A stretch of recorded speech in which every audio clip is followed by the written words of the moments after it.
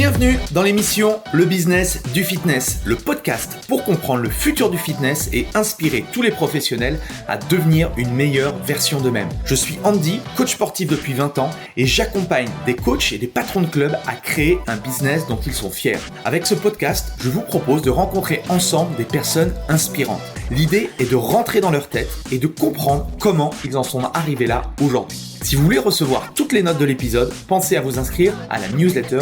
Vous trouverez le lien dans la description. Dans l'épisode du jour, j'ai le plaisir d'inviter Thomas Guy. Thomas a démarré de zéro dans le coaching sportif. Il a réussi avec son associé après quelques années à développer un réseau de plus de 80 coachs sportifs dans les clubs de fitness Basic Fit. Thomas nous prouve que le coaching sportif dans les clubs de fitness se développe énormément. On a parlé de plein de choses passionnantes avec Thomas. Comment créer un business de head trainer ? Comment développer un business de coaching dans un club de fitness ? Comment devenir plus productif ? Comment mieux vendre ? Comment fidéliser ? Et encore beaucoup d'autres choses. Je ne vous en dis pas plus et je laisse place à notre conversation avec Thomas Guy. Bonjour à tous, bienvenue dans le podcast Le Business du Fitness. Et aujourd'hui, j'ai la chance d'être avec Thomas Guy, l'un des responsables, je crois, d'un réseau de coachs sportifs indépendants. Salut Thomas. Salut Andy, bonjour à tous. Est-ce que tu peux te présenter rapidement en quelques mots ? Donc, je m'appelle Thomas Guy, j'ai 29 ans, voilà, bientôt 30 ans là, dans quelques semaines. Je suis bordelais, voilà, et du coup, je suis associé avec mon meilleur ami Christophe. Du coup, on a créé une société qui s'appelle FPT. On est head trainer chez Basic Fit.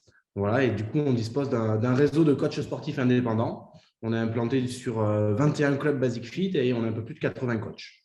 Excellent, voilà. Excellent. On va revenir un petit peu à la genèse. Comment tu es arrivé dans ce secteur-là, dans le secteur du fitness, dans le secteur du coaching ? Ça s'est fait comment pour toi ? Ouais. Alors, pour revenir vraiment au début, je suis tombé un petit peu dans le sport. Je suis issu d'une famille de rugbyman. Mes parents, mon père faisait du rugby, mes oncles faisaient du rugby. Voilà, donc je suis vraiment dans une famille de sportifs. J'étais un petit peu, on va dire, hyper actif à l'école maternelle, etc. Donc, la maîtresse a dit, il faut qu'il se mette dans le sport. Il va falloir, voilà, pour le canaliser un petit peu. Le rugby, j'étais un petit peu trop jeune, du coup. La solution, c'était le judo. Donc, voilà, j'ai commencé à faire mes armes un petit peu dans un petit club de judo en Dordogne, du coup, à 1 heure de Bordeaux, dans le Périgord. Et au fur et à mesure, j'ai bien tourné, ça m'a plu, j'ai fait des bons petits résultats.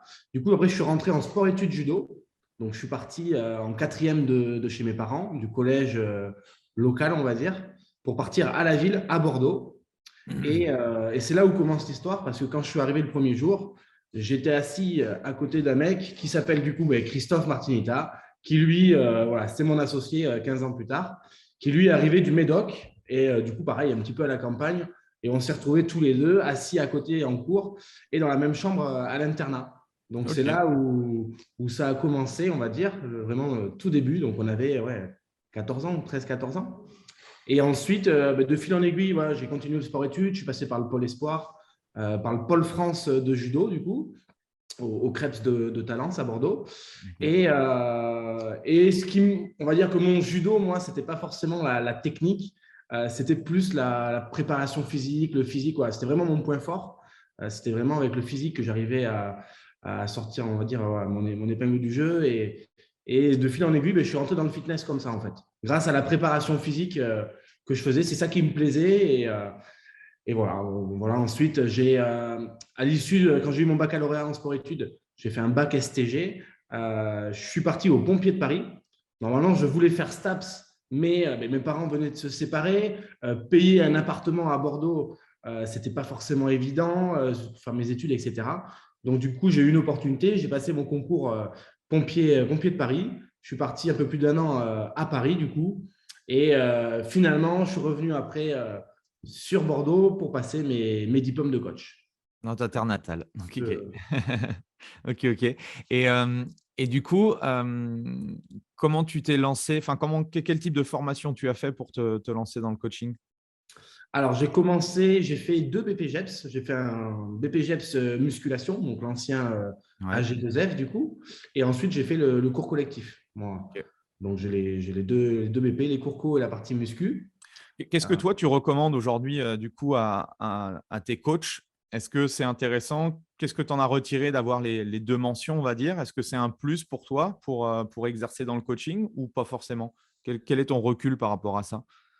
Alors moi, ça va faire bien, ouais, ça va faire 9-10 ans du coup que j'ai fait ma formation. Et c'est vrai qu'à l'époque, faire que du coaching, c'était pas forcément quelque chose de courant. Il n'y avait pas l'opportunité comme nous, c'est une opportunité avec Basic Fit. Ça n'existait pas forcément, c'était pas encore mis en place. Donc c'est vrai que les cours co, mine de rien, alors c'était pas forcément mon truc, hein. Je te cache pas trop que les cours de Zumba et tout ça, voilà, c'était pas mon fort. Mais je l'ai fait et puis ça m'a permis, voilà, de pouvoir me lancer aussi à mon compte. Parce que dès que je suis sorti de formation, j'ai été embauché juste derrière. Je faisais voilà, de l'accueil, du plateau musculation et des cours collectifs. Et c'est vrai que si je n'avais pas eu cette partie cours collectif, on va dire, j'aurais sûrement pas pu me mettre à mon compte à l'époque. Voilà, ça aurait été plus compliqué. Des postes spécifiques muscu dans les salles traditionnelles à l'époque, voilà, il y en avait de moins en moins. Ok. Et tu as tout de suite basculé sur un modèle d'auto-entreprise ou tu es passé par la case salarié?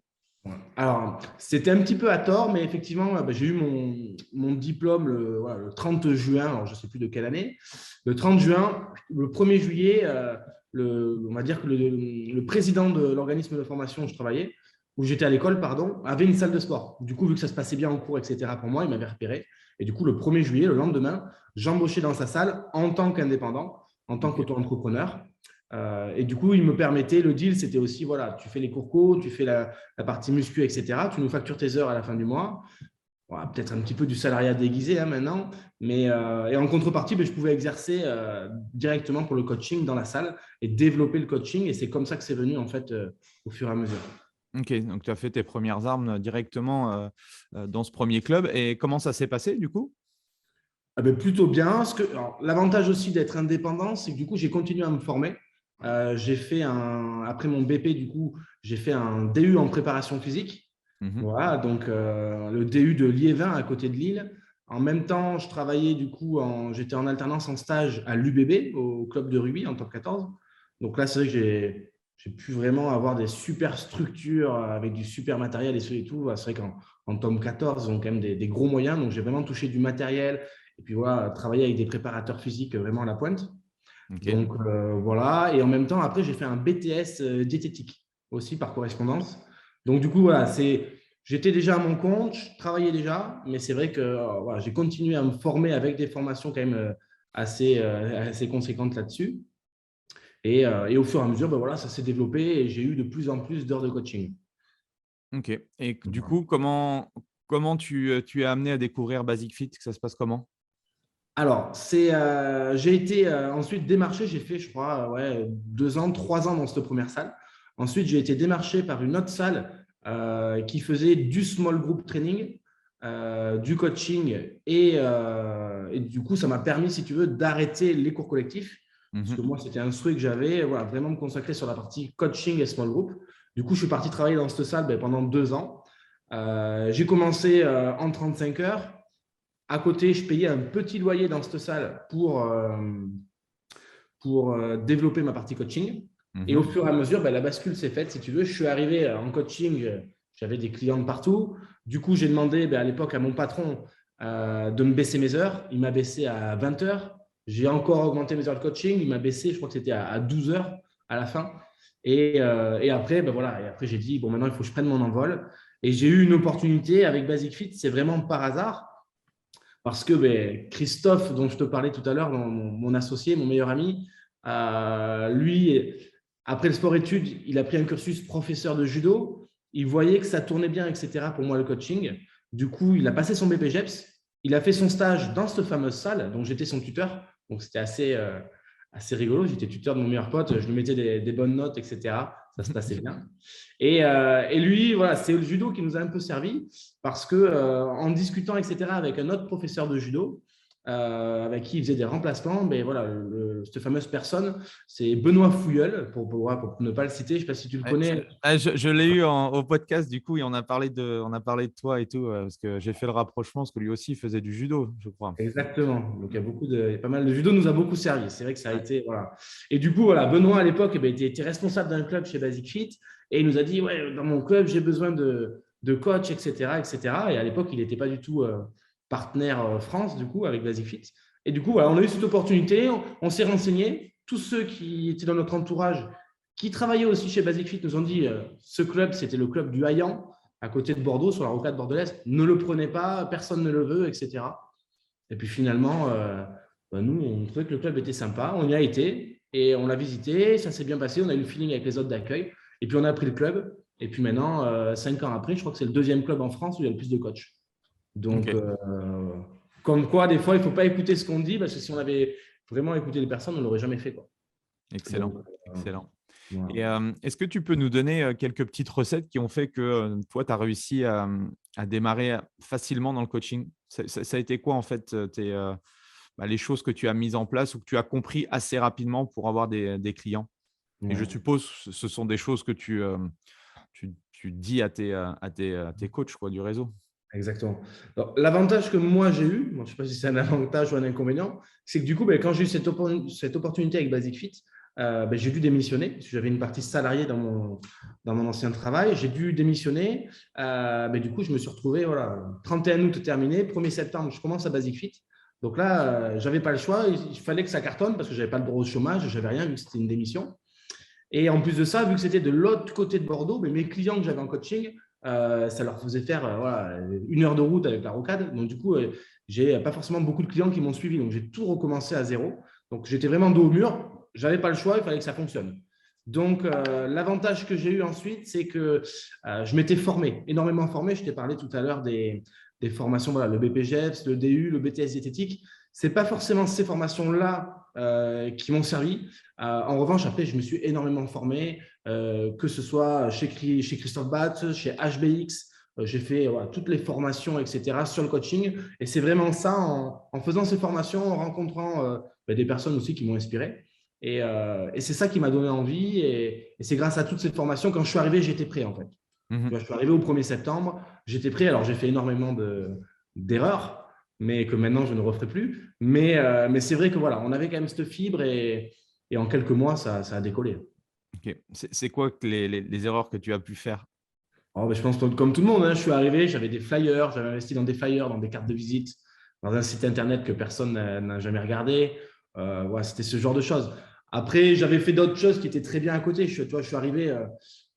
Avec Christophe, on a vraiment la même mentalité. On n'a pas peur de donner pour recevoir ensuite.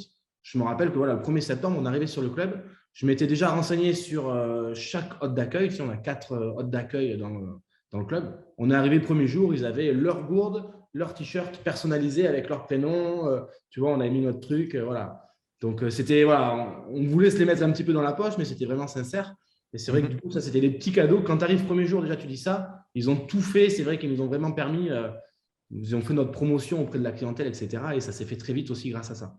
Mmh. Ouais, les hôtesses d'accueil, enfin les hôtes d'accueil, on va dire, sont des personnes qui voient énormément de monde et donc c'est un potentiel assez énorme, quoi. Comme tu dis, si on arrive à leur faire comprendre, entre guillemets, «l'apport» et puis ce qu'on peut apporter aux clients ou autres, c'est clair que ça fait déjà pas mal.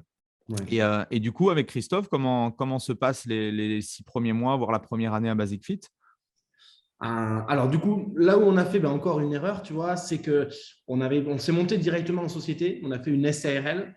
On avait pris la meilleure, soi-disant le meilleur bureau comptable de Bordeaux, sauf qu'en fait, pas du tout spécialisé dans la partie coaching privé. Tu vois, il s'occupait de pharmacie, de restaurants, de trucs, mais pas forcément de salles de sport ou de sociétés de head trainer. Du coup, ils nous ont fait mettre la partie coaching et la partie head trainer dans la même société. On pouvait être exonéré de TVA, mais vu qu'on était en société, on ne l'était pas. Enfin, voilà. Le statut n'a pas été… ça, c'était vraiment une erreur. Mais néanmoins, voilà, ça s'est très, très bien passé. Et, Christophe, je sais qu'au début, c'était un peu compliqué. Je crois que son premier client, des fois, il le redit au coach, mais son premier client, il l'a eu au bout de 3 semaines. Pendant 3 semaines, il faisait de la présence, etc. Et ce premier client, c'était une programmation à 50 €. Donc là, il commençait à transpirer, surtout qu'on avait, c'était un loyer à 1 800 €. Donc, il y avait un loyer évolutif, mais bon, voilà, ça arrivait vite. Il fallait qu'à côté, on puisse manger. Moi, j'avais acheté un appartement. Voilà, on transpirait un petit peu. Et en fait, ça a très vite explosé. Je crois qu'en 6 mois, au bout du 6e mois, on était tous les deux à quasiment 5 000 € de chiffre d'affaires. OK. En 6 mois. Et à l'époque, il n'y avait pas tous les moyens de communication, etc., qu'on a mis en place maintenant avec les nouveaux coachs. Tu Mhm. vois, on faisait des trucs, les flyers, les cartes de visite et tout, ça ne servait à rien. Maintenant, on a des protocoles, etc., qui sont beaucoup plus efficaces. Et à l'époque, vous étiez dans le modèle, on va dire, coach indépendant ou tout de suite, vous aviez l'étiquette de head trainer? Alors, du coup, on avait monté, on faisait les deux sur la même société. Donc, Ouais. après, ce qu'on a fait, c'est qu'on a fermé tout ça, on a créé une FPT, du coup, la société, en SAS, et nous, on s'est mis auto-entrepreneur à côté. Et du coup, on payait un loyer, si tu veux, on a vraiment séparé les deux. On Ok. payait un loyer, mais comme nos coachs indépendants le font maintenant, directement à la société. Ok. Voilà. Ok. Ok. On a commencé, on était 3 sur ce club. On avait Laura, une fille qui était avec nous, qui nous accompagnait. Et après, on a eu une opportunité de reprendre une deuxième coach, puis de prendre un club, je crois que c'était 9 mois après. Parce qu'à l'époque, Basic Fit se développait, mais il fallait quand même faire ses preuves et tout. C'était moins développé la partie coaching et trainer. Je pense Ouais. qu'on a fait partie des premiers, entre guillemets, être trainer à succès. Toi, vite développé. Je sais qu'à l'époque, quand j'ai commencé, sur le record, je crois que c'était Marlène de Bordeaux qui avait 2 clubs, 3 clubs. Et si à l'époque, je leur avais dit un jour, on aura 21 clubs, enfin, c'était impossible d'ailleurs. Hein. Tout le monde m'aurait dit, mais non. Même Basic Fit nous aurait dit, non, non, c'est pas possible. Ouais. Et puis, 4 ans après, tu vois, on s'est développé et maintenant, on a plus de 80 coachs partenaires. Voilà. Donc, c'est allé très, très vite. Ok. Et comment tu expliques du coup cette augmentation en termes de club et en termes de coach? Qu'est-ce qui a changé selon toi? Ouais, alors déjà, la première chose, voilà, comme je disais, c'est qu'on a été les premiers, je pense, head trainer à fonctionner, à comprendre, à avoir un schéma un peu différent. C'est-à-dire qu'avant, la partie head trainer, c'était OK, j'ai un loyer à 1800 euros, par exemple, et moi, je suis head trainer, je vais venir coacher, je vais payer 600 euros, et je vais prendre 2 coachs avec moi qui vont partager le loyer. Avant, c'était ça. On partageait le loyer, et après, il n'y avait pas plus que ça. Nous, on a été les premiers à se dire OK, nous, on va mettre plus de coachs pour que ça nous rapporte plus que le loyer qu'on paye. On va générer des bénéfices sur ces loyers-là. Mhm.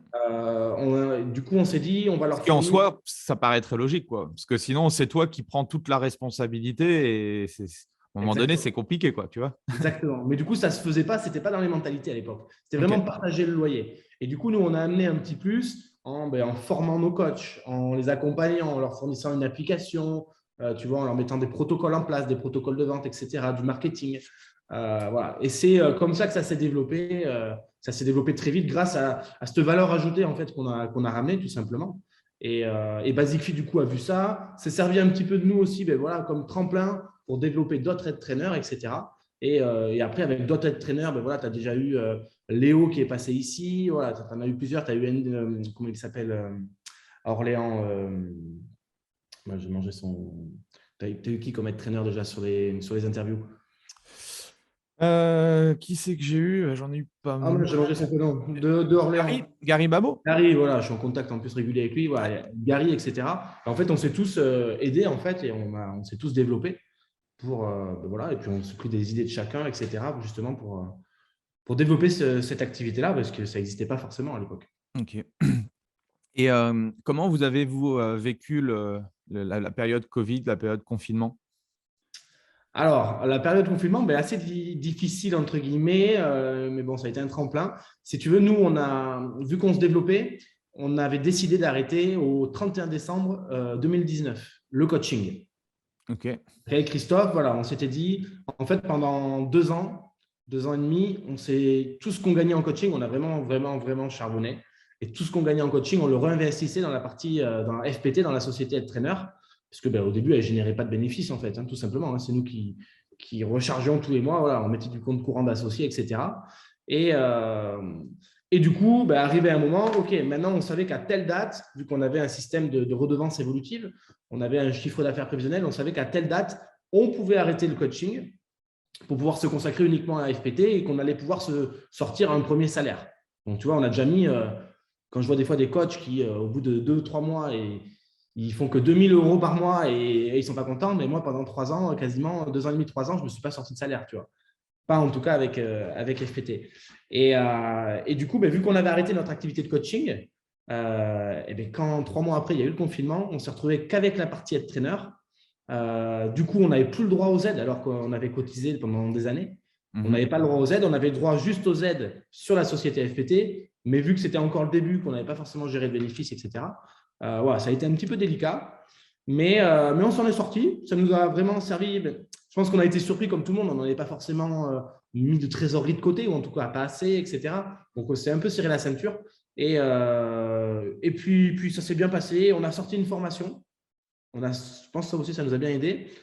Si tu veux, dans l'idée, ce qui pouvait nous freiner avec Basic Fit, c'était la différence avec les autres traîneurs. C'est-à-dire que je crois qu'à l'époque du confinement, on avait peut-être 10 ou 12 clubs.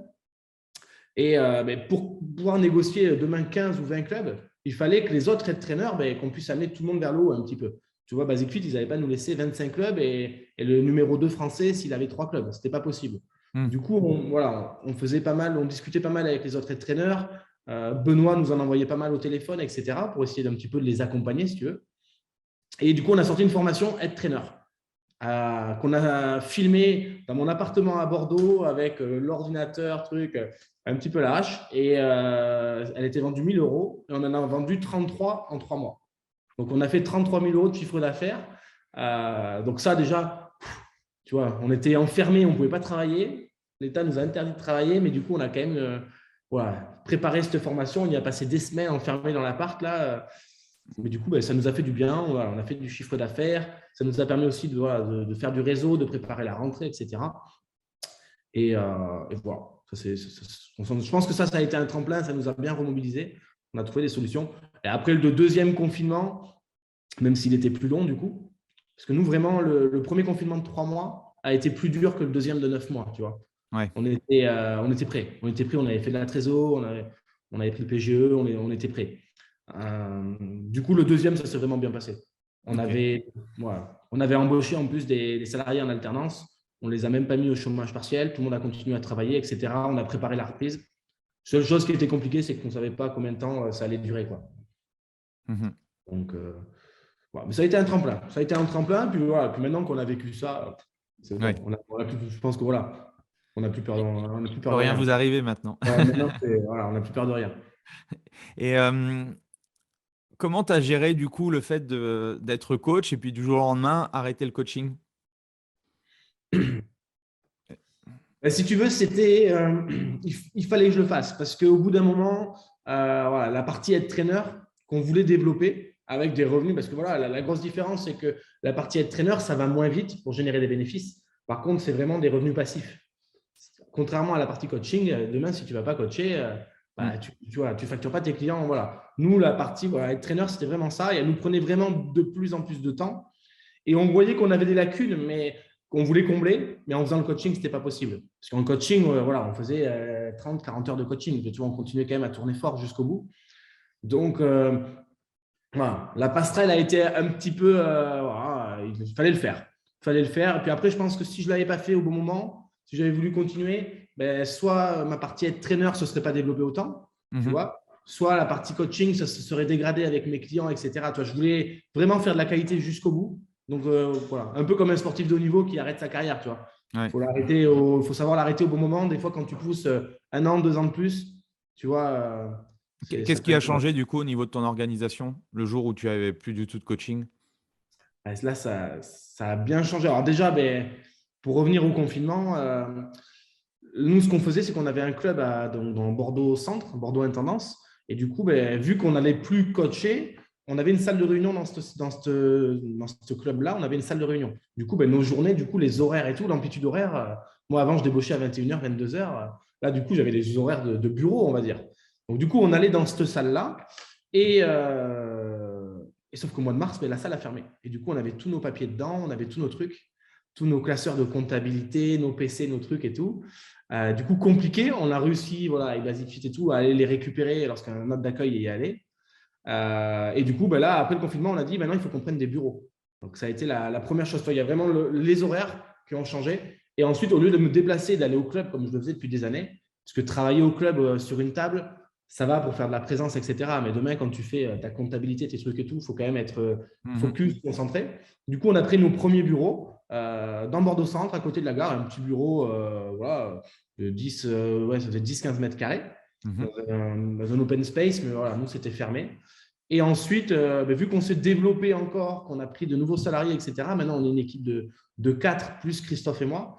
On a repris encore de nouveaux bureaux. Là, on a pris un bail commercial là, 3, 6, 9 ans dans un château à Bordeaux. Donc là, on est hyper bien maintenant. Là, on a vraiment une qualité de vie. Voilà. On a trouvé, voilà. C'est un château que tu as quand tu fais le tour de la rocade là, au niveau du pont d'Aquitaine. C'est le château du Prince Noir. Et du coup, on a 100 mètres carrés de bureaux. Voilà. Et puis là, on est chez nous, on a tout équipé. Voilà. Donc, c'est vrai que c'est quand même agréable. C'est vraiment un vrai confort. Un vrai confort. Et c'est quoi une journée type alors de Thomas aujourd'hui? Alors, la journée type de Thomas, vu que je peux arriver à n'importe quelle heure, hein, vu qu'entre guillemets, je suis patron, ben, j'arrive hyper tôt. Voilà, on pourrait se dire, ben, voilà, quand on fait ses horaires, on peut embaucher à 10 heures. Ben, du coup, en général, voilà, ça m'arrive qu'à 7 heures, 7h30, je suis au bureau. Christophe me rejoint et du coup, tous les matins, donc c'est là où c'est sympa aussi, c'est vraiment ce que j'apprécie, moi, c'est que je travaille, mais je suis avec mon meilleur pote. Donc et on s'entend bien, voilà, c'est pas évident, mais on s'entend bien. On s'entend vraiment très bien sur cette partie-là. Du coup, tous les matins, on déjeune ensemble. Du lundi au vendredi, c'est notre moment où on est tous les deux. Donc, on commence, on déjeune, on discute, etc. Et après, en général, ouais, vers 8h15, 8h30, ben, on commence à s'installer, à prendre l'ordinateur, etc. Ensuite, on a nos salariés qui embauchent à 9h. Donc, après, à 9h, tout le monde arrive. Donc, nous, on a déjà pu checker voilà, un petit peu les points à voir. Souvent, on commence, surtout en début de semaine, on commence par une réunion avec l'équipe, savoir un petit peu les tâches de chacun, etc. Qu'est-ce qu'il y a à faire. C'est quoi les fonctions du coup des personnes qui travaillent avec toi en tant que salarié? Du coup, j'ai 4 personnes. J'ai une community manager, webmaster, qui va gérer les réseaux sociaux, etc. et le site internet. On a une comptable, Justine, qui s'occupe de toute la partie comptabilité et la partie aussi un petit peu juridique en lien, parce qu'on a aussi un cabinet d'avocats, mais qui est un prestataire. Donc, elle envoie les contrats au coach, elle envoie les factures, etc. Et ensuite, on a Chloé qui est chargée de recrutement. Voilà, donc c'est elle qui fait les appels téléphoniques, qui fait le closing, etc. pour les coachs. Et enfin, là, dernièrement, on a recruté donc Romain qui est assistant de direction. Moi, Okay. Du coup, qui chapeaute un petit peu tout ça, là, qui a commencé en freelance. Et voilà, le but du jeu, c'est qu'arriver normalement à 100 coachs, on puisse l'embaucher en temps plein. Donc, Excellent. Donc, du coup, voilà, ça fait un petit peu de vie. Du coup, on est 6 au bureau, plus Pumba, plus moi, j'ai mon chien qui est avec moi aussi. Donc, ça, c'est vraiment sympa aussi. Ok. Donc, Et comment vous… parce que là, il y a toujours deux façons de voir le business. Et soit tu fais un business seul ou soit tu le fais à plusieurs. C'est toujours… Enfin, moi, j'ai toujours deux sons de cloche. C'est bien d'être avec son meilleur pote ou de quelqu'un qu'on connaît très bien parce que voilà, il y a le feeling, il y a des choses.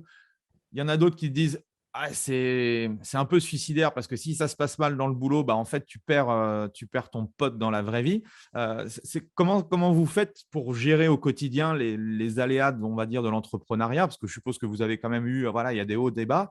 Comment vous faites au quotidien pour avoir toujours cette relation à la fois privée et aussi professionnelle?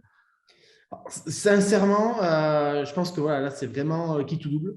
Ben, nous, voilà, voilà, ça marche très, très bien. Et Mais vous l'êtes dit au début, avant de construire quelque chose, vous l'êtes dit que ça pouvait capoter, puis ou pas forcément? On était jeunes, donc on ne se l'est pas dit. Sauf que quand on est arrivé chez notre avocat qui nous a fait les statuts, il nous a dit on va faire également un pacte d'associés et on va mettre les clauses de séparation. Alors on s'est regardé, attends, on monte la société, on parle déjà, il nous dit non, vous allez en plus, on a été très bien accompagnés et du coup on va faire un pacte d'associés. Et voilà, si demain vous engueulez, il y a quelque chose qui se passe, ça va à lui, ça c'est pour lui, etc. Et du coup, avant même de commencer, nous on n'y pensait pas, tu vois, ça, tu arrives, tu es jeune, tu es dynamique, tu as envie de, voilà. Et en fait, si, il nous a, asseyez-vous, on va faire ça. Et du coup, on a déterminé plein de clauses. C'est un peu comme dans un mariage, hein, c'est exactement la même chose. C'est ça. Et du coup, je pense que déjà, ça a bien structuré. Et après, moi, je pense que voilà, pour être associé avec quelqu'un, parce que des fois, c'est délicat. Moi, j'arrive des fois, je vais faire le double d'heures que lui dans la semaine. Tu vois, et ça, il faut se dire, attends, à la fin du mois, on fait 50-50 parce qu'on a partagé on a le même nombre de parts. On va faire 50-50 sur les salaires, mais j'ai travaillé beaucoup plus. Mais heureusement, la fois d'après, c'est l'inverse. C'est-à-dire que moi, j'ai un déplacement, j'ai un truc ou quoi, je sais très bien que de l'autre côté, il va faire la même chose pour moi et la semaine d'après, ça va être lui, etc. Et ça, voilà, c'est ça qui est important parce que des fois, quand tu vois que tu travailles plus que ton associé, tu vois, ça peut vite mettre Et même si j'avais à le faire, ou même si lui devait le faire pour moi, travailler plus que moi pendant un mois ou quoi, il le ferait parce que je suis son meilleur pote. Tu vois, comme c'est pas évident comme relation. Toi, j'ai d'autres sociétés où du coup, ben, c'est plus conflictuel. Voilà. Ok, on partage, on est 3 ou 4, on partage. Par contre, ben, il faut qu'on travaille qu'on fournisse la même charge de travail, tu vois. Mhm. Et j'ai une autre situation où ça le fait. J'ai aussi un petit peu d'immobilier avec une SCI. Je suis associé avec mon beau-frère, tu vois. Et du coup, vu que c'est la famille, ça ne me dérange pas de faire plus de trucs que lui, en fait. Parce que du coup, je le fais pour ma famille, pour mes petits-neveux, tu vois, pour ma sœur, etc. Mais c'est vrai que sinon, ça peut être… faut bien poser les choses et il faut le faire, il faut avoir envie de le faire, quoi, tu vois. Faut Et là, vraiment… comment vous vous organisez au quotidien? Je suppose que chacun a des tâches spécifiques. Comment vous organisez?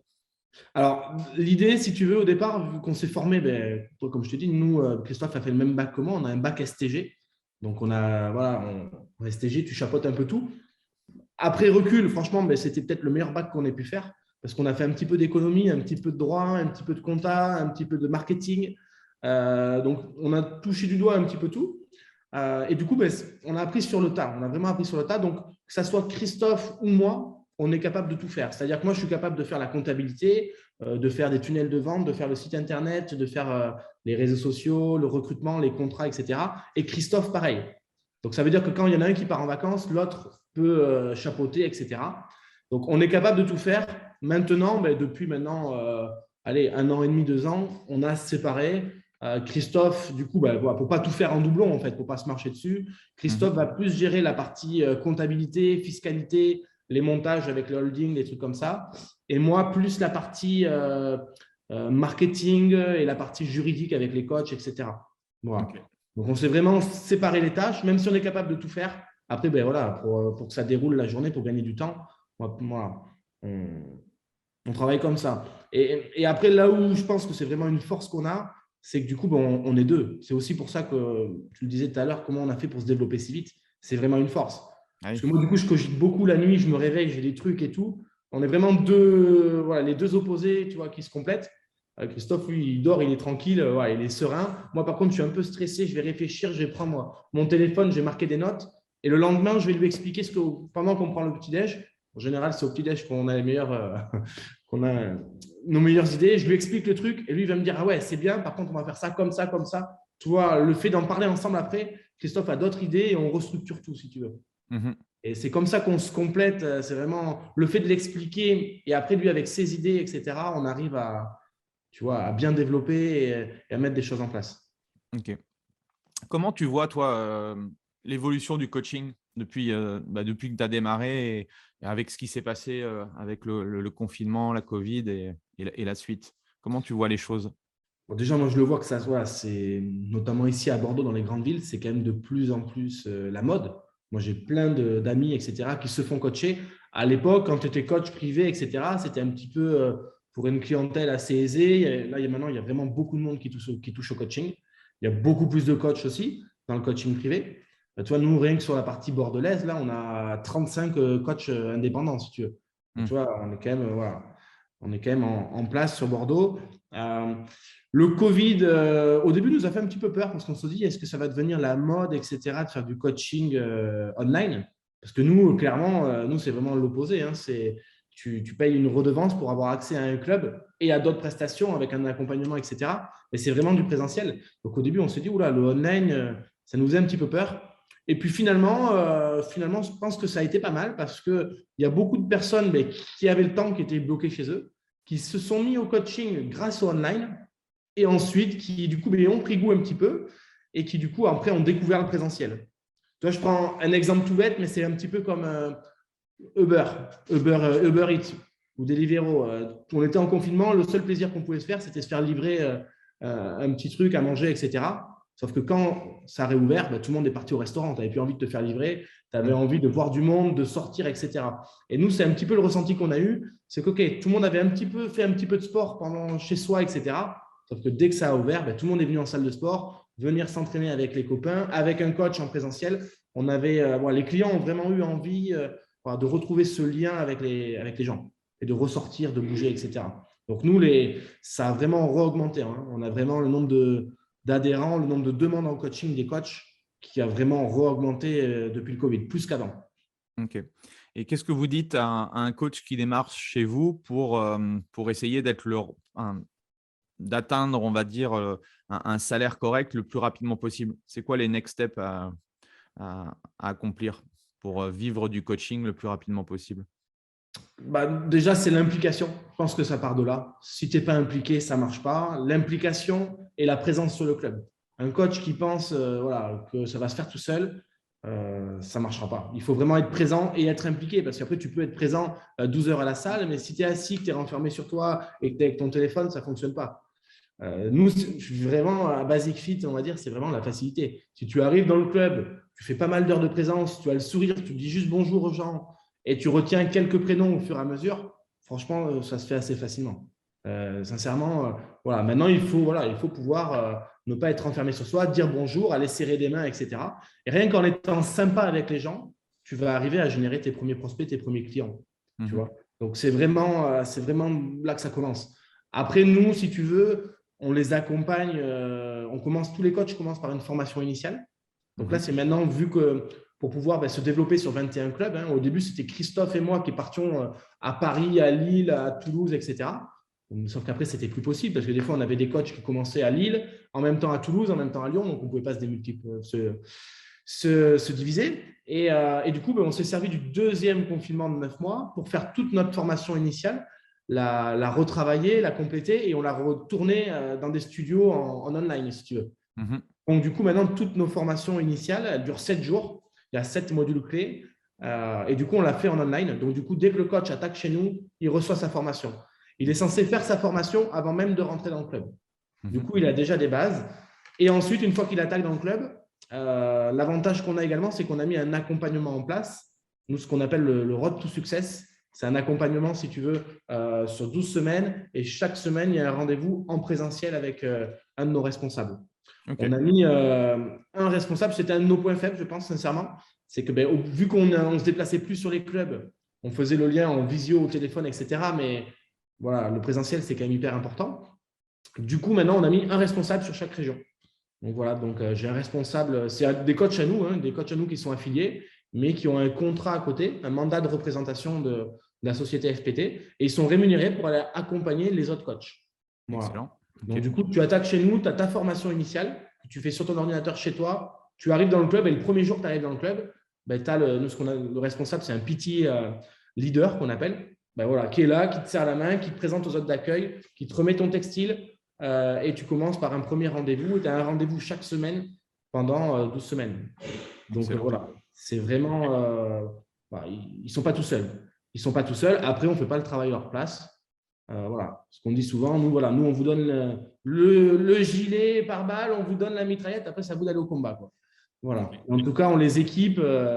Voilà. Et du coup, chacun de tes clubs a une sorte de manager ou pas forcément? Du coup, non, c'est par région, en fait. Par région. Voilà, c'est par région. Là, du coup, à Bordeaux, c'est là où on a le plus de clubs. On a 7 clubs.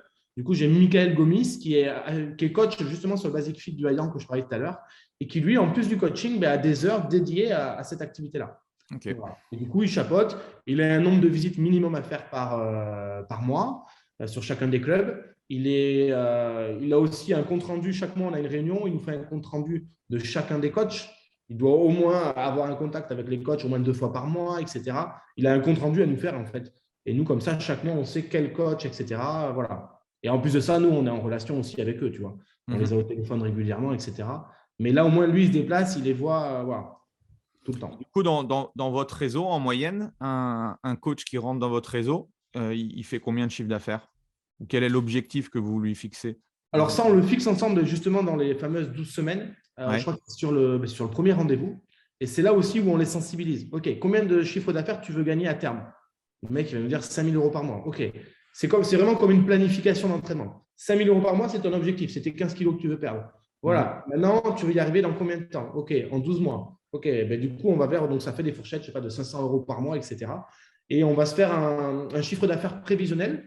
Mais c'est le PT leader qui le fait avec le coach. Mais c'est vraiment le coach qui va remplir pour essayer de le sensibiliser. Et c'est là où on en profite pour le sensibiliser. OK, tu veux augmenter ton chiffre d'affaires de 500 € par mois. Très bien. Mais maintenant, combien d'heures tu es prêt à faire? Combien d'heures de présence tu es prêt? à faire pour justement atteindre ton objectif. C'est un petit peu vraiment comme en coaching en fait. Hein. C'est voilà, tu veux perdre 15 kilos, ok, on va perdre 2 kilos par mois. Par contre, voilà, si tu me dis que tu veux venir t'entraîner une fois par semaine, ça ne marchera pas. Par contre, tu peux venir 3, 4 fois, etc. Voilà, là, c'est exactement pareil. Ok, excellent. Et Donc, tu vois, pour revenir voilà, en moyenne, c'est on va dire entre 3 et 5 000 euros. Tu vois, en comptant vraiment tout le monde. Parce qu'après, on a des coachs qui cartonnent sur Paris, même sur Lyon ou sur Bordeaux. Notamment nos PT leaders qu'on a choisis, c'est pas pour rien, on les a sélectionnés parce que ça faisait partie des coachs qui cartonnaient et ils ont dépassé depuis un moment. Là, tu vois, je te parle de Mickaël Ohayan. Mickaël, il a commencé, lui, il avait vraiment un mindset d'entrepreneur. Il n'a pas fait d'études, il n'a pas eu de bac et il est arrivé chez nous, il a passé son BPGEPS et il a fini fin juin. Il a dit, moi, je veux attaquer 1er juillet. Tout le monde, tous les coachs, la plupart, ils disent, moi, je veux attaquer 1er septembre. Et lui, pour profiter de l'été, partir en vacances, truc. Et lui, il a dit non, moi, je vais commencer 1er juillet. Comme ça, vu qu'il y avait d'autres coachs, déjà, il y avait 4 ou 5 coachs sur le club. Il dit pendant qu'ils seront en vacances, moi, je vais charbonner et je serai quasiment tout seul sur le club. Il a commencé 1er juillet. Fin août, il était à 5 000 euros de chiffre d'affaires. Avec du récurrent, avec des mensualités, avec des contrats, etc. Tu vois. okay. Donc, toi, après des comme ça, on n'en a pas 50. Toi, je ne vais pas te mentir. Mais tout est possible. Ça dépend vraiment de l'état d'esprit, etc. Voilà. Après, en général, voilà, nous, on parle souvent de fourchette de 500 euros. Tu vois, tu vas commencer ton premier mois, 500 euros. Le deuxième mois, tu vas être à 1000, 1500, 2000, etc. Normalement, à partir du 7e mois, tu es autour de 3500 euros à peu près. Voilà. Après, tout dépend de l'investissement et ça dépend toujours, voilà, ça dépend un petit peu de tout ça. Qu'est-ce que tu dis aux coachs qui te disent c'est impossible de vendre du coaching à je ne sais pas, 250, 500 euros par mois dans un club où les clients payent 19, 29 euros par mois? Ça, on en a qui disent que voilà, ça ne marche pas basique. L'avantage que nous, on a maintenant, moi, ce que je leur dis, en fait, c'est qu'on a des success stories. Moi, je n'ai plus rien à prouver, si tu veux. Parce que les coachs qui font ça, on les a. Nous, c'est tout simplement, je leur donne le numéro de téléphone, ils l'appellent. Tu vois, c'est… Voilà. Et comme des fois, on leur dit, ouais, tu vois, j'ai des coachs, des fois, avec qui on est au téléphone, notamment pour le recrutement, mais ils me demandent, ouais, mais est-ce que je suis sûr d'y arriver? Quelle garantie vous me fournissez? Mais je leur dis, nous, que ce soit Basic Fit ou FPT, on est les head trainers numéro 1 en Europe. C'est nous qui avons plus de clubs, plus de coachs. Je dis, nous, on n'a pas de garantie à te fournir, c'est l'inverse. C'est plutôt toi, quelle garantie tu vas me fournir? Ce n'est même pas forcément une garantie financière, est-ce qu'il va bien payer ses redevances, mais est-ce que tu vas bien t'impliquer? Est-ce que tu vas mettre vraiment de la qualité, de la valeur à tes clients, etc. Mais nous, on n'a plus rien à prouver, si tu veux. Ce qui est assez drôle, et c'est marrant, je le vois aussi en formation avec des coachs ou autres, c'est qu'est-ce que tu me garantis que ta formation ou ton accompagnement va fonctionner? Mais je lui dis, mais en fait, moi, je te donne l'écosystème. Après, je veux dire, tu sais, aujourd'hui, c'est tellement facile. Tout le monde se repose sur les autres. Et en fait, c'est de se dire, oh bah ouais, mais si ça ne réussit pas, ce n'est pas de ma faute, c'est de leur faute. Mais en fait, mais non, mais il faut retourner le système, tu vois.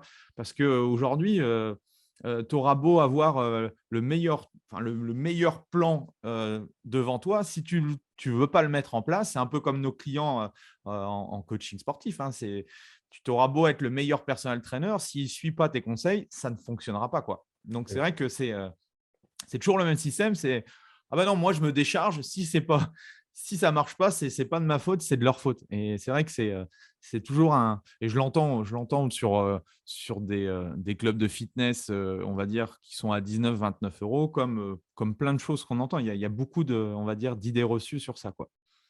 C'est exactement ça. C'est vraiment comme en coaching. Hein. Tu vas avoir ton client, il va jouer le jeu. Quand tu es là, il va bien s'entraîner, puis il va te faire 2-3 séances en coaching. Sauf que si à chaque fois qu'il sort du coaching, il va faire un McDo, il y a une partie du résultat. OK, c'est grâce à nous. Mais il y a une partie, c'est sur la plus grande partie, c'est grâce à lui. Si le coach, dès qu'il a fini son rendez-vous avec nous, dès qu'il a fini son accompagnement, il rentre chez lui, il va jouer à la PlayStation, ça ne fonctionnera pas, si tu veux. C'est vraiment dans son implication. Voilà, c'est grâce à son implication qu'il va avoir des résultats. Maintenant, encore une fois, sincèrement, nous, maintenant, ça va faire 5 ans bientôt qu'on est entraîneur. On a eu des échecs, hein, des coachs qui n'ont pas fonctionné, etc. On a toujours eu un petit peu de turnover, tu vois. On n'a jamais eu un coach qui ne fonctionnait pas en écoutant ce qu'on a fait. Ceux qui n'ont pas réussi, c'est parce que soit ils n'étaient pas faits pour ça, tu vois, parce que quand tu es indépendant, tu fais tes horaires. Donc, il y en a, comme moi, je te disais, je fais mes horaires, je pourrais arriver à 10 heures, mais j'arrive à 7 heures ou à 8 heures au bureau. Les coachs, c'est pareil. Quand ils font leurs horaires, il y en a, ils viennent 2 heures par jour. Et il y en a qui vont venir, ils vont venir de 8 heures à 21 heures. Tu vois, c'est toujours pareil. Donc, quelqu'un qui fait vraiment tout ce qu'on lui dit, qui fait la formation initiale en entier, qui fait l'accompagnement, etc., on n'en a aucun qui a tout fait et qui n'a pas réussi. Il y a tellement de clients, si tu veux, que même si, tu vois, là, j'étais au club de l'intendance hier soir, il y avait 6000 adhérents. Enfin, même si la vente, si tu commences, que tu apprends, que voilà, sur 10 clients, tu arrives à en closer peut-être que 5, mais vu que tu en as, tu vois, dans un petit club, si tu as 200 personnes, effectivement, il ne faut pas se louper. Mais là, il y a tellement de monde que du coup, voilà, Ouais. si tu suis le process, ça fonctionne. Voilà, c'est mathématique en fait. Il y a tellement de monde, il y a tellement de prospects. Qu'est-ce que vous leur dites sur la partie vente? Parce que c'est souvent un blocage aussi des coachs. Je ne sais pas vendre, je sais pas, j'aime pas ça, etc. Est-ce que tu as des petits conseils à partager de ce côté-là?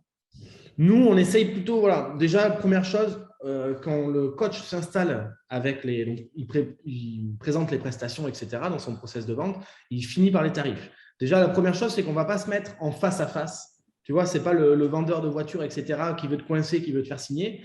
On va plutôt se placer à côté de lui et se placer à sa droite, vers le futur, tu vois. Et l'idée, c'est plutôt de lui proposer l'accompagnement. Donc voilà, par rapport à tes résultats, par rapport à tes objectifs, pardon, voilà ce que je peux te proposer. On lui propose la solution, etc. Mais c'est vraiment plus un accompagnement, tu vois. C'est vraiment plus là-dedans pour arriver à tes résultats. Voilà les deux solutions, qu'est-ce que tu préfères? Mais voilà, il n'y a pas de confrontation. Est-ce que je vais te signer? Est-ce que je vais te truc, tu vois? On va s'adapter au budget du client, on va s'adapter, voilà. Et en fonction du budget, on va proposer telle et telle prestation, si tu veux. Et c'est vraiment plus dans l'accompagnement. Voilà. Écoute, moi, je suis là pour t'aider, je veux t'aider. Maintenant, voilà, c'est un tarif. Et après, si tu veux, dans la formation, pareil, on aura préparé déjà, on leur fait travailler sur toutes les objections possibles. Et cette formation, on la met à jour. C'est-à-dire que des fois, j'ai des coachs au téléphone. Ah, j'ai telle personne, elle m'a dit ça, ça et ça.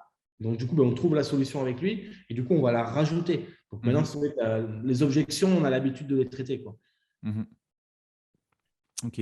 Et en termes de productivité, est-ce que tu as des conseils à partager au coach? Parce que souvent, on s'aperçoit que le coach part un petit peu dans tous les sens et il n'y a pas trop d'organisation. Et puis, forcément, dans notre business, surtout dans un business 100% physique, on vend notre temps contre de l'argent. Donc, si à un moment donné, au niveau de la gestion du temps, c'est pas OK, ça va être compliqué de pouvoir développer son business. Qu'est-ce que tu leur dis par rapport à ça?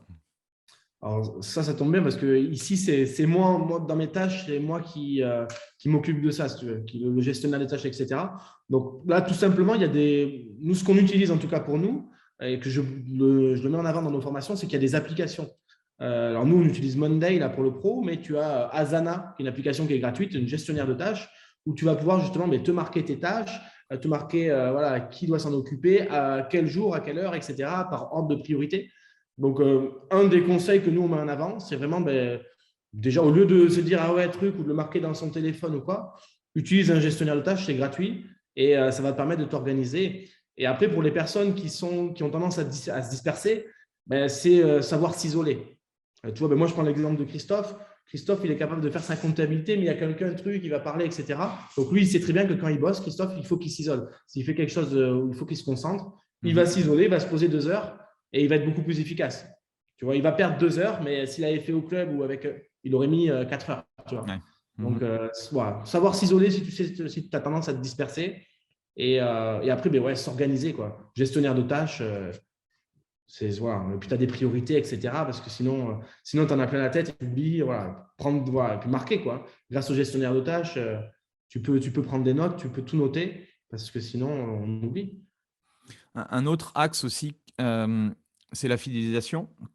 Qu'est-ce que tu leur donnes comme outil ou comme idée pour justement fidéliser leurs clients sur le long terme? Ouais, alors ça, encore une fois, je vais reprendre un petit peu voilà, la partie être traîneur et la partie coaching, ça se ressemble. Nous, pour fidéliser nos coachs, il faut qu'ils aient des résultats. Donc, leur objectif, c'est le chiffre d'affaires. Donc, si demain, j'ai un coach qui gagne 5 000 € par mois, jamais il partira. Si, en plus de ça, l'ambiance dans le club, c'est cool avec ses collègues, avec les autres personnels traîneurs et que son cadre de travail est bien, Donc, cadre de travail, Basic Fit, l'été, on a la clim, l'hiver, on a le chauffage, le matériel, il est cassé, 48 heures après, il est réparé. Donc, le cadre, on l'a. L'ambiance avec les coachs, ben, ça, on peut le travailler en faisant des événements, tu vois, en faisant des petites sorties, etc. Et après, ben, le chiffre d'affaires, c'est en l'accompagnant qu'on va réussir à maintenir et à atteindre les objectifs. Donc, pour moi, un coach à qui tu fais, un entraîneur qui respecte ces trois-là, si le coach il gagne très bien sa vie, qu'il est content d'aller au travail et qu'il voilà, il travaille dans un beau cadre, je ne vois pas pourquoi il partirait. Tu vois. Du coup, en coaching, ça va être la même chose. Si ton client, un client qui a des résultats, il a fixé 15 kilos au bout d'un an, il arrive à ces 15 kilos, il n'en aura jamais assez. Une fois qu'il aura perdu du poids, il va vouloir remuscler un petit peu ici, truc. Moi, j'ai des clients, je les ai gardés peut-être pendant 4 ans ou 5 ans. Tu vois, ça a commencé par une perte de poids. Après, on a remusclé, retonifié. Et à la fin, ça partait sur un marathon, tu vois. Donc, des trucs complètement… Mais ceux qui arrêtent, c'est ceux qui n'ont pas de résultat, en fait. Tu vois, demain, il n'y a jamais un client qui a des résultats, il n'en aura jamais assez. Il est toujours satisfait, il n'en aura jamais assez. Et donc, du coup, ben, votre client, c'est pareil en coaching. S'il a des résultats, s'il est content de venir s'entraîner, s'il prend plaisir et que dans la salle, ben, ça se passe bien, le cadre est sympa, c'est sûr qu'aller s'entraîner, avoir des résultats, mais si tu es dehors pendant le confinement et qu'il pleut, etc., voilà. Donc là, si tu mets ces trois choses-là, il n'y a pas de raison. Il n'y a pas de raison. Ok. Et du coup, aujourd'hui, tu es passé de technicien à manager entrepreneur. C'est quoi aujourd'hui qui te fait avancer? Ma motivation? Alors déjà, je pense que ce soit Christophe ou moi, on est des compétiteurs. Vu que voilà, on est des anciens athlètes de haut niveau. Moi, j'ai fait des sélections d'équipe de France de judo, etc. On est vraiment des compétiteurs. Donc, du coup, on n'en a jamais assez. Tu vois, il y en a des fois, et je respecte totalement, hein, j'ai des coachs qui sont comme ça, qui, voilà, ils veulent… j'avais le cas avec une coach, une fille qui était sur le club. Elle travaillait à l'époque dans l'Orange Bleu, pour ne pas citer. Elle faisait beaucoup de cours collectifs. Elle était salariée, donc pas forcément une grosse rémunération. Et bien, elle est venue chez nous pour travailler moins. Donc, elle faisait que 20 heures. Elle est passée de 35 à 20 heures pour s'occuper de ses enfants. Et du coup, elle fait 4 000 € de chiffre d'affaires, tu vois. Donc, à la fin du mois, une fois qu'elle a payé son loyer, il doit lui rester entre 2 500 et 3 000 €. Mais elle n'en veut pas plus, en fait. Tu vois. Donc, il y a vraiment voilà, ceux qui en veulent juste assez pour avoir un confort de vie. Et après, tu en as qui, comme nous actuellement avec Christophe, qui sont morts de faim et qui veulent se développer, etc. Après, peut-être que ça changera. Là, tu vois, je n'ai pas d'enfants, etc. Peut-être que demain, j'en ferai un petit peu moins, etc. Mais pour l'instant, on est vraiment dans le développement, accompagner nos coachs, leur apporter de la valeur ajoutée et se développer à fond. Ok. C'est quoi vos objectifs du coup pour les Là, du coup, prochaines années? Là, on est à 21 clubs et 80 coachs. On n'a pas forcément un objectif de club, parce qu'un objectif de club, avoir des clubs, etc., juste pour l'ego, ben, c'est des loyers en plus. Hein. Nous, on est plutôt sur un objectif de chiffre d'affaires et de coach. Donc là, on voudrait passer à 100 coachs. Je pense que d'ici cet été, on sera à 100 coachs. On arrive à peu près à avoir 5 coachs supplémentaires chaque mois. Okay. Là, on a investi, tu vois, là, on a 21 clubs partenaires chez Basic Fit. Donc, on a les clubs pour pouvoir mettre les 100 coachs. Là, les clubs, on les a. On a le potentiel, tu vois. Donc, maintenant, il faut qu'on remplisse au fur et à mesure. C'est combien de coachs pour un club environ, en moyenne? 5 à peu près. Du coup, j'ai des clubs, après des très beaux clubs comme à Bordeaux, des fois j'en ai 7, voire 8.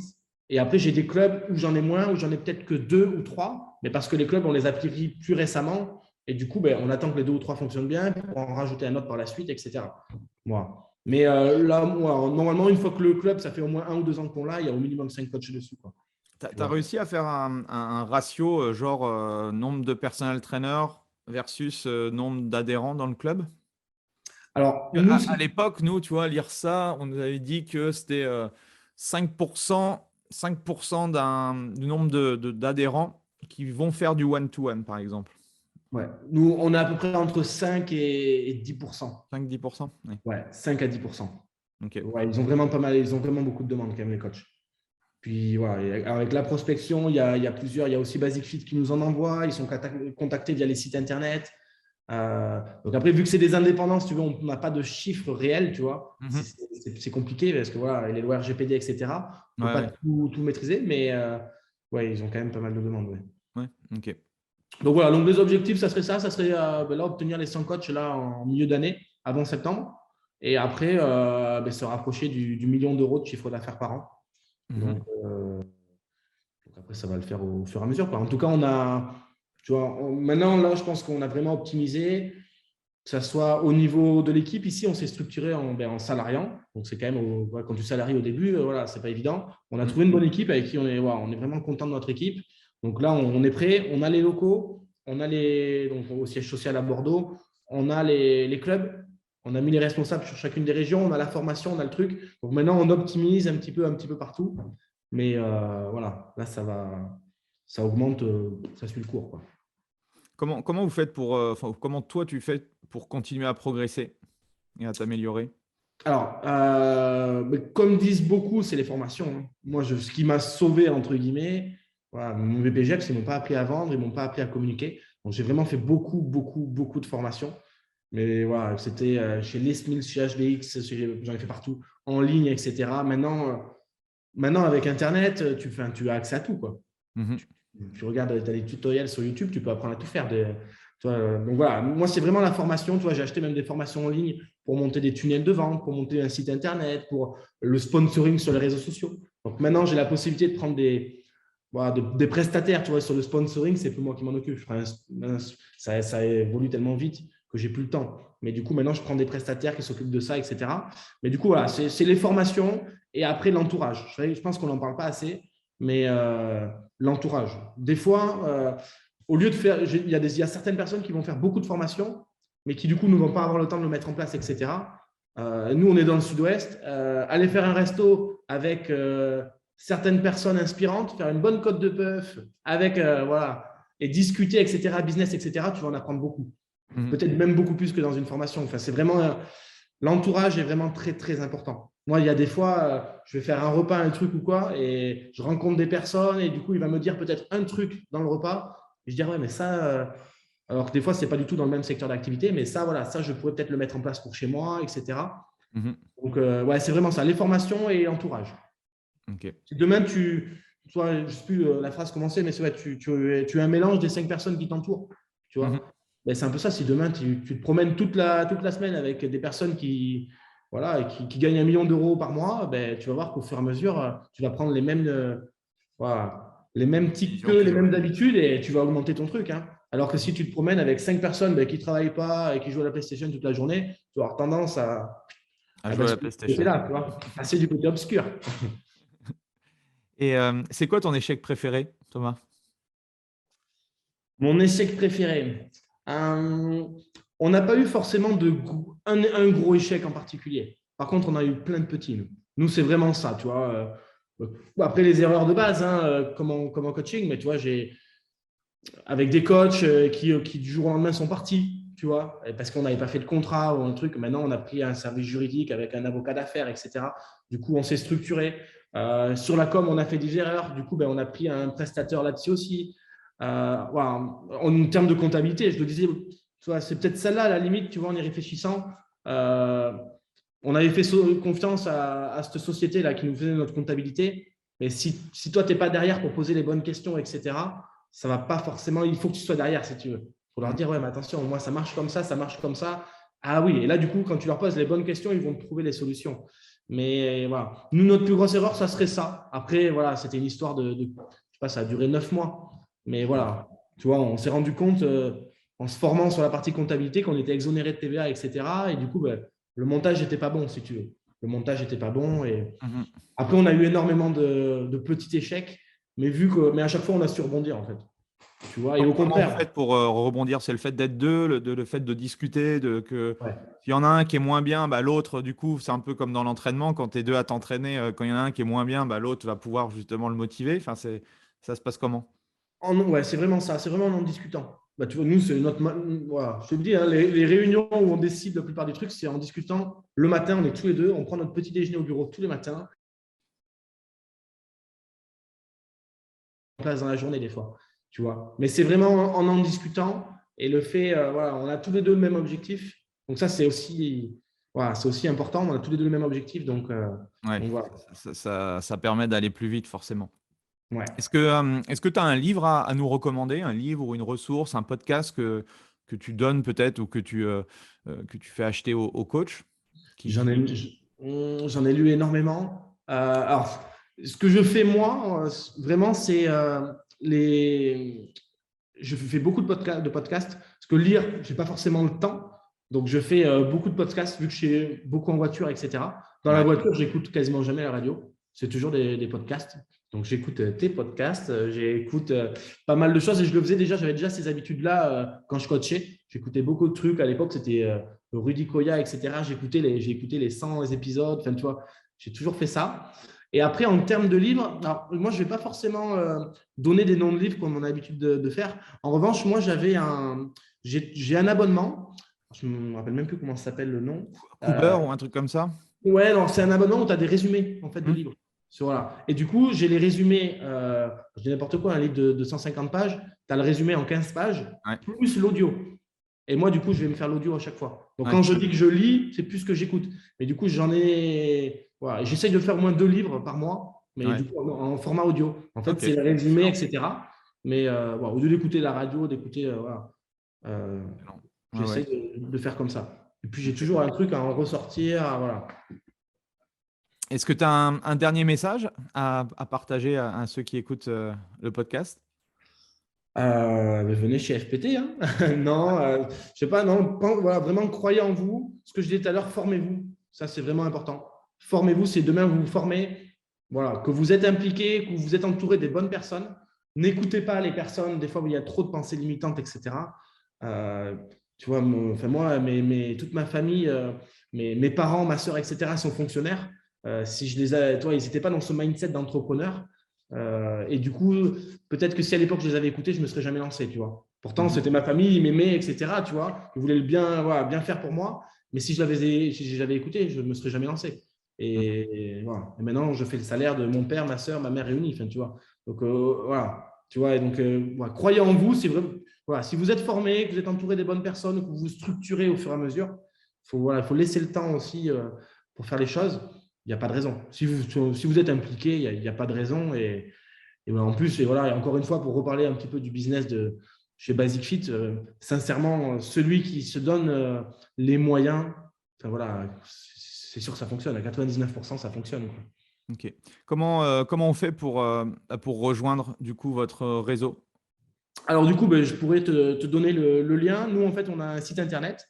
On a un site internet pour le recrutement. Il y a une première vidéo qui présente un petit peu le concept, comment ça se passe, etc. Pour avoir, vu qu'on a énormément de demandes, pour éviter de le faire au téléphone pendant 20 minutes à chaque fois. La personne, du coup, regarde cette vidéo, remplit un formulaire où elle va remplir quelques questions, etc., savoir quel diplôme elle a, etc., pour trier un petit peu. Et à la fin, tu prends un rendez-vous directement avec nous. Et c'est Chloé, notre chargée de recrutement, qui contacte les coachs, qui fait 2 appels téléphoniques, etc. Plus après, ça peut même être un rendez-vous en présentiel avec nos petits leaders. Voilà. Okay. Donc, c'est directement en cliquant sur le lien que je pourrais t'envoyer. Voilà, je mettrai tout ça dans la description du podcast.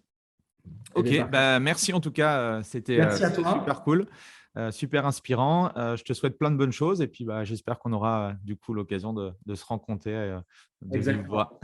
Merci, merci Thomas, merci tout le monde. Pensez à mettre un petit 5 étoiles, un commentaire pour valoriser le podcast. Et puis, on se retrouve la semaine prochaine. Salut tout le monde. À bientôt, merci. Voilà, c'est fini pour aujourd'hui. J'espère que l'épisode vous a plu. Merci d'avoir passé ce moment en ma compagnie. 2 petites choses avant de vous quitter. Si vous cherchez les notes de l'épisode ou que vous voulez tout simplement me contacter personnellement, allez sur mon site andypoiron.com. Donc tout attaché, www.andypoiron.com. Vous trouverez toutes les informations nécessaires. Et dernière chose, et c'est la plus importante pour moi, si vous voulez m'aider à promouvoir ce podcast, eh bien vous mettez un avis 5 étoiles sur Apple Podcast. Si vous regardez cet épisode sur YouTube, eh bien pensez à liker et à vous abonner à ma chaîne YouTube et pensez à en parler autour de vous, pensez à en parler à vos amis ou à vos collègues dans le fitness. Ça permettra véritablement à ce podcast d'avoir beaucoup plus de visibilité. Voilà, en tout cas, merci, à très vite pour le prochain épisode.